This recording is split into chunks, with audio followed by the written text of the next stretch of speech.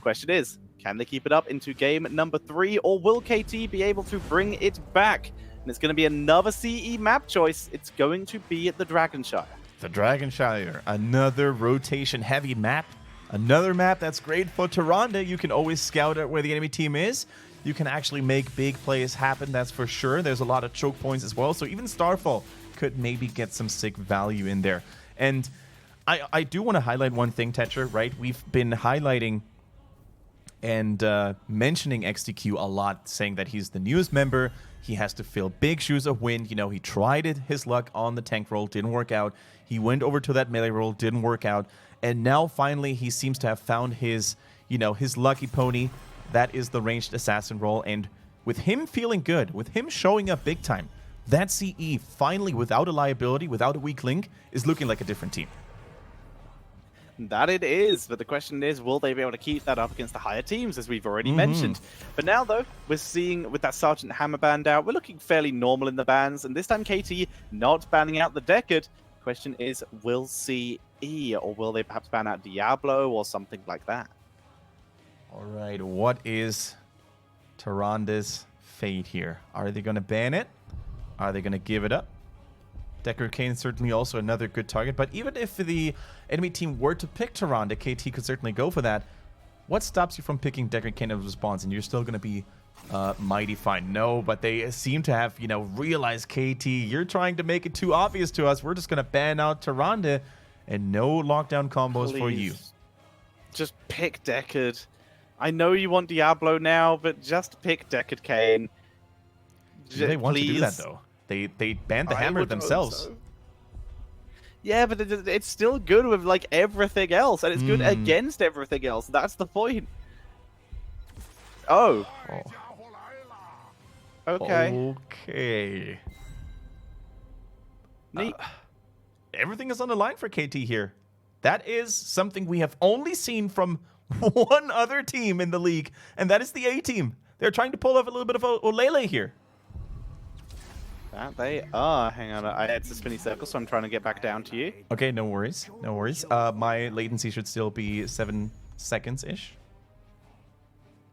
Okay. I think my internet might have decided that it's timed for it to do what it's been doing the last couple days. I think I know how to fix it if it doesn't fix it. If you want to, I'm not sure if it helps. You can also deact the webcam for this, because we basically don't need it.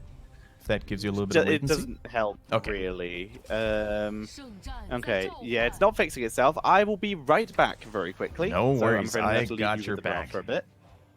All right. Looks like that Zujin is going to be the salvation. The attempted salvation move here by KT. Now, once again, I can't give you any insight because, quite frankly, Zujin is not meta. It's not been working out spectacularly well in China to make it like that ultimate secret weapon. So that's not that great. But what you can do, of course, is you can try to catch people. You can try to go for those deadly longer fights. And maybe even with that Abathur, to be honest, guys, maybe that we're going to have a Zujin and a Zujin copy with additional AD damage. That's actually going to work out here. But already, man, see, look at that. They're not impressed, They're not freaking out by relying heavily onto blinds or other heroes that could actually counter the Zujin. They're just picking their normal standard draft. And that might be good news on the one hand, perhaps bad news on the other hand, though, because perhaps there is this secret strategy, this secret plan that KT have come up with for this game. Two picks left for KT to pick. What do they need? A good support for the Zujin.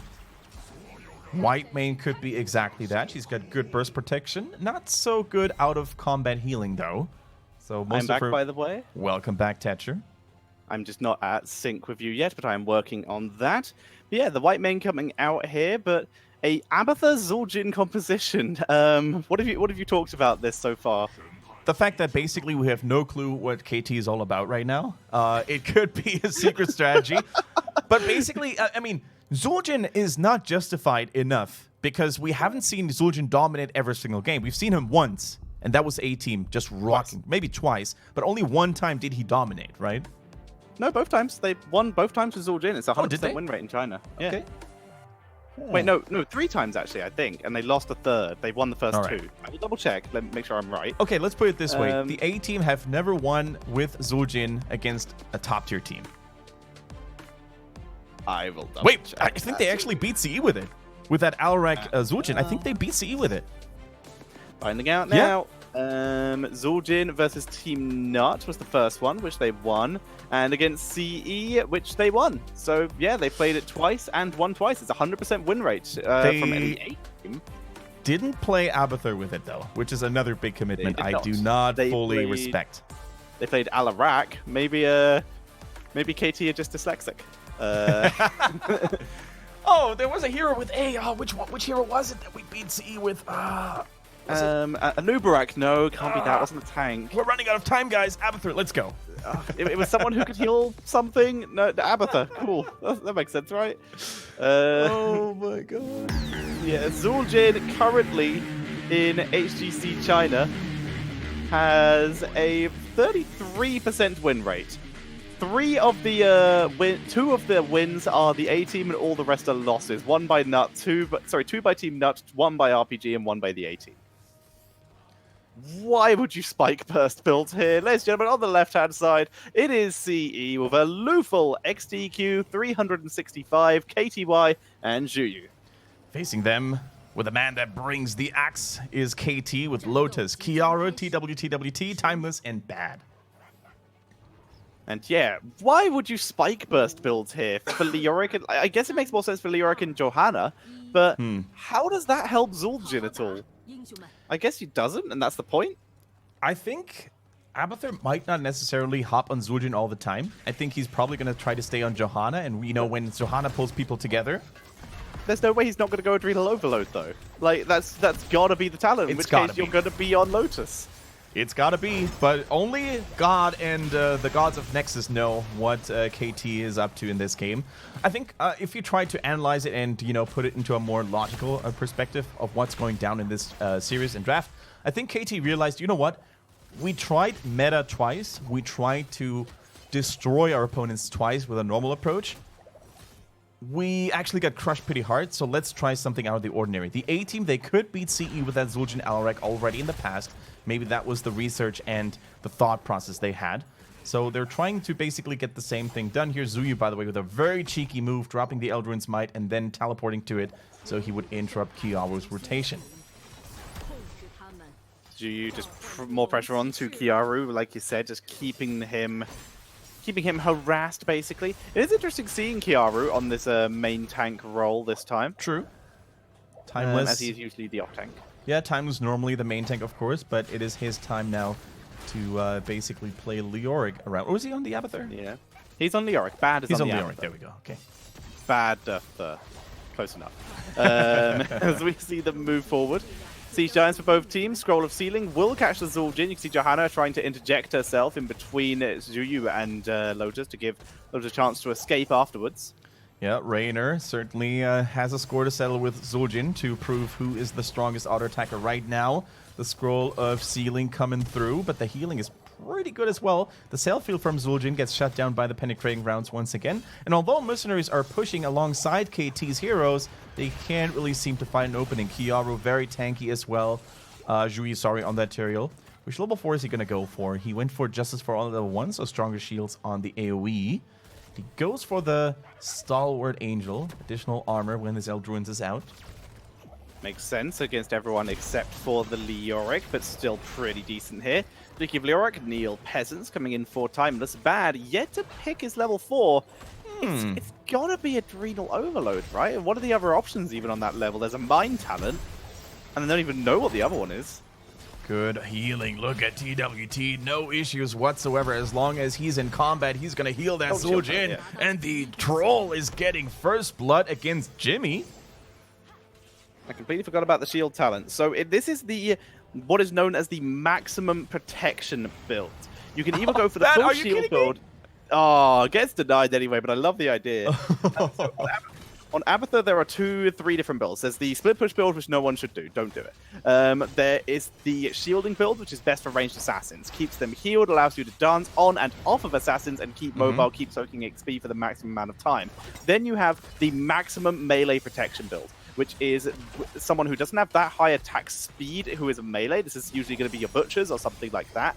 where you go in with the Spike Burst, which combos with the Soma Transference with the cooldown reduction, rips all Jin, and then you take the extra shielding as well anyway. This basically doesn't just make the Carapace sustained Carapace, as it says, sustained, a longer duration, it also gives a bigger shield. So it is better burst protection, much better for more common melee heroes who do enter into close range combat, like a Lyric or a Johanna.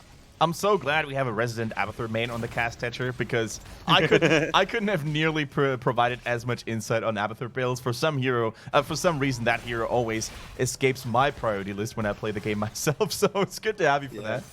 Abathur is very much the top of my priority list these days, and I still forget to put down mines.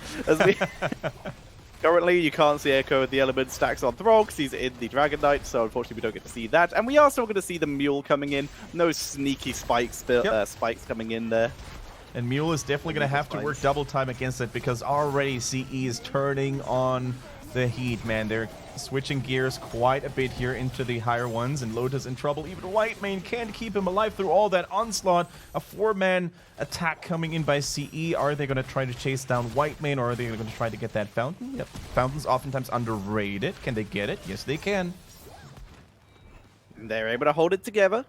With the Fountain down, CE are just going to pull back for mana, or at least Juyu is, as Tyrael still not the most mana-intensive hero, but still pretty high up there. Abathur died, and Luthor with a nice dive there to pick him off. Didn't even have to move under tower range, so a little unfortunate there for our little slug friend.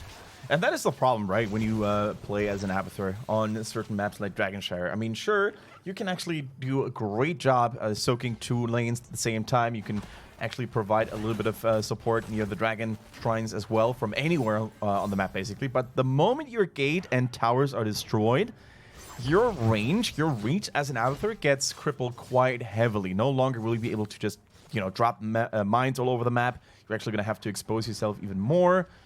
So that requires Abathurs to play very cautiously sometimes when they want to body soak in particular. So we have the vicious assault coming in for Lotus. Oh, Judgment, by the way. Oh, that makes sense. You want to be able to get onto Whitemane, maybe onto Zul'jin the second that Tazdingo ends, if it even is Tazdingo. Yep. No, I think the perfect shutdown target is Whitemane. She can cleanse herself. If you time Judgment with an anti-healing, even now on Zul'jin, And wow, he is sustaining very well there. TWT kept him alive for significantly longer than he should have, but was starting to see Decad value. Anti-heal is dropped on the entire team, and Kiaru goes down as well. Yeah, just another day in the office for CE. You bait out the cleanse, you then charge the target that was just cleansed, you take down the support as well. The anti-healing basically makes sure that no self-healing from Johanna also going to make it through. I mean, what are you going to say? CE, they're just playing this so smart from start to finish. Even Abathur needs to be careful. He's hiding behind that wall piece, so I don't think Juyu saw him immediately. That is for good measure. That's a monstrosity right there. For good measure. It might actually kill him. No, they can't lock down KTY, and he's just going to walk casually away from the monstrosity that's in this game. It's Marshall the Black King. It is a Tazdingo. This game is going well. That's, for the record, ladies and gentlemen, the second monstrosity we have seen in HGC China. RPG DSL tried to make it work before. Self-healing denied thanks to Deckard. Yep, and the monstrosity dies as well. Rip stacks. Gonna have to resummon that and start all over again. And yeah, this is, quite frankly, quite one-sided. Kiaru will probably survive, but it's going to take a little bit of damage from Juyu there. Right. Dragon Knight, by the way, still online. Nice Wraith Walk by Timeless. Tries to get to safety somehow. Applies a little bit of draining onto Juyu, who doesn't even care about it. His shields are strong enough already. Wait a minute. Is that the double blink on Tyrael at level 13? It's not the Holy Ground. Yes, it is. It is the double blink. Did you see that? He could do it twice. It's pretty cool. He goes back. So yeah, he has Wormhole now, basically. Yeah. Only as long as Eldraine is out, though. It's the Sword of Justice. It's a pretty cool talent. It can give you some great value, especially if you use it combined with Judgment, which is what we have seen people use it for before. Like, this is a Not that uncommon talent to go with Judgment, in fact. It's one of those talents that allows you to make flashy plays left, right, and center. It's a really fun one to toy around with here. Look at Decker Kane, man. He's just tanking through all of that. Can't impress the old man just like that. And look at the value Zuyu, on that Tyrael once again back in the fray with that double teleport on his Eldrin's Might. TWT in trouble, gets almost eliminated. Buys a little bit of time, but the Lornado is here. Kiaru trying to escape, but he's just getting bodied. Scroll does not catch him, but the Abathur cannot help him. No Soma transference, nothing can be done, and the shield will delay. There's the Iron Skin, but health bar's too low. And you know, Sword of Justice has a really cool interaction with the Burning Halo at level 16, because every single time you teleport, you actually activate the extra damage onto it. KTY just quickly actually missed the kill there because he has Crossfire and only hit with one of the 2 shots of fire. So as such, we did see the escape coming in there. So slight misplay, but they're 3 levels ahead. It can be forgiven. 3 levels ahead and triple mercenary camp pressure in that bottom lane as well. KTY just toying with Timeless, who even gets help from Abathur.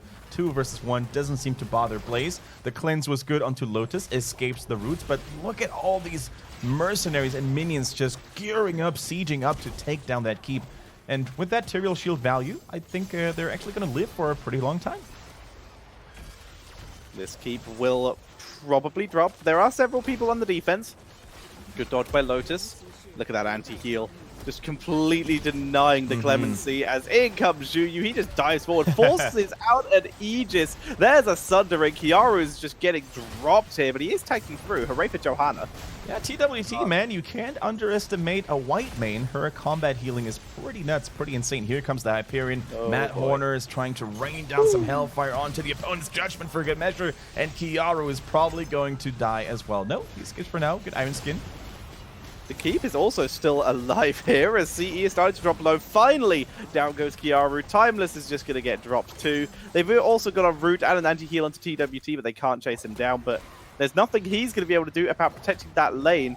Abathur is hiding inside his team's just not trying. Sure what he's doing there. I'm not sure. Maybe he was trying to get some body soaking in there. Who knows? He's certainly not going to help with that defense too much. No copy there on Zul'jin, for example, to keep the enemies at bay for now, but the core will hold for now. The Manor Mule dropped into the ranks of CE. That's it. He's had Timeless. That's fine. The Mule is a distraction. That's Timeless. March of the Black Kings trying to buy his team some time. Lord Nado separating TWT away from the rest of the team as Timeless gets Aegis. He's tanking through spectacularly well. Oh, that's a good Sundering though. Timeless trying everything he can. Kiaru also, once again, he's been such a stalwart bulwark for his team, but there's nothing he can do. TWT just gets punted away. Abathur Monstrosity might take down top 4 before the game ends. Judgment onto TWT. They can't finish the job. Top 4 does go down. Abathur gets something, and that is going to be game number 3 and the series going over to CE. All right, KT decided to go down with a bang. Not necessarily the most positive of bangs you could have imagined, but nonetheless, they've shown us some abilities and some heroes that we don't always get to see.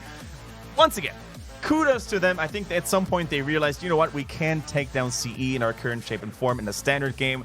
We might as well just try to take out, something out of the ordinary. Even Mafuo and Nova here, they're having a good time. They're having some smiles left for KT. But yeah, kudos top. They're out of the tournament. They're out of the playoffs. They stay in HGC China, though. That's the most important accomplishment for them. But CE is going to advance further up in the playoffs bracket.